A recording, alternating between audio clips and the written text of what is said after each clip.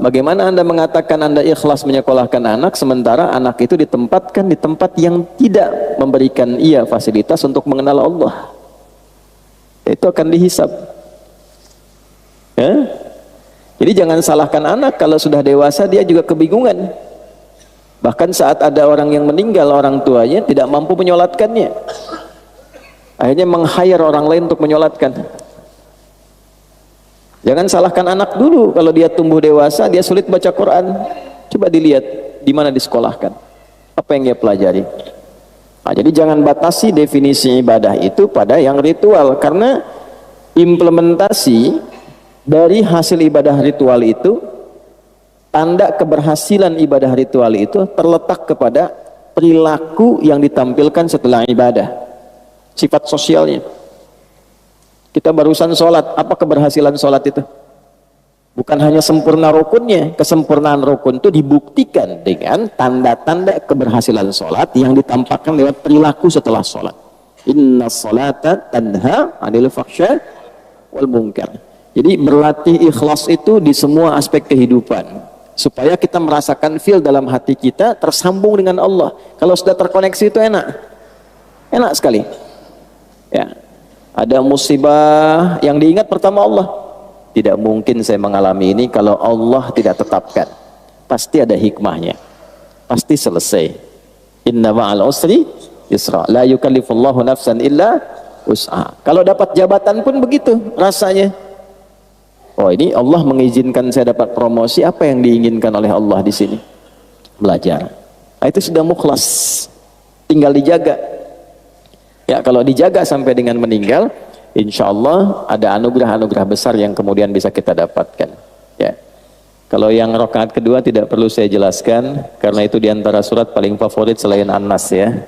Tadi kan bacanya Al-Asr. Ya. Itu kurang lebih maksud saya menyampaikan dengan membuka itu dulu, supaya kita bisa merasakan kenikmatan lebih dalam menunaikan sholat berjamaah. Jadi begitu salam, kita bisa evaluasi diri. Oh, jadi kalau selama ini ada perbuatan yang kurang baik, berarti belum niat ibadahnya sempurna. Berarti pendekatan kepada Allahnya yang kurang. Kalau ada masalah nggak pernah tuntas, padahal harta sudah melimpah, kedudukan tinggi, berarti yang kurang bukan dunia, yang kurang pendekatan kepada Allahnya. Karena itulah ketika orang-orang seperti ini ingin kembali kepada Allah, menariknya di Al-Quran disebut dengan nama yang sama dengan orang yang sedang ibadah. Jadi orang taubat dari dosa sebesar apapun, ketika dia taubat, itu disifati oleh Al-Quran sedang ibadah, Pak. Itulah dahsyatnya ketika Allah memberikan anugerah. Itu dengan nama yang sama dengan orang yang sedang berdoa, dengan nama yang sama dengan orang yang sedang menunaikan sholat, namanya sama-sama ibad. Buka Quran surah ke-39 misalnya, di ayat ke-53. Az-Zumar ayat 53. Qul ya ibadiyalladzina asrafu ala anfusihim la taqnatu min rahmatillah innallaha yaghfirudz dzunuba jami'a.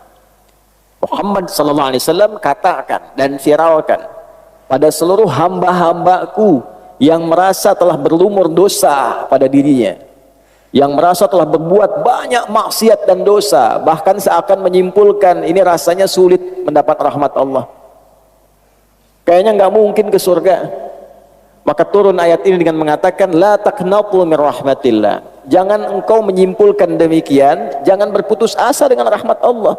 Innallaha, tegaskan pada hatimu, pada dirimu yang paling dalam, jangan pernah ragu. Sungguh aku tegaskan, Allah itu, kata Allah, yaghfirudz dzunuba jami'a, akan selalu membuka peluang untuk mengampuni seluruh dosa-dosa yang pernah engkau kerjakan, agar engkau menjadi lebih baik, asal engkau mau koreksi diri dan menjadi pribadi yang lebih baik di masa depan. Itu disamakan teman-teman sekalian, Bapak Ibu, namanya disamakan dengan orang yang sedang menunaikan amal soleh. Jadi bertobat dari amal salah itu disamakan dengan orang yang sedang mengerjakan amal soleh, sama-sama ibad. Kalau sedang berdoa kan disebutnya ibad juga. Semoga kita disampaikan ke Ramadan dalam keadaan yang baik ya.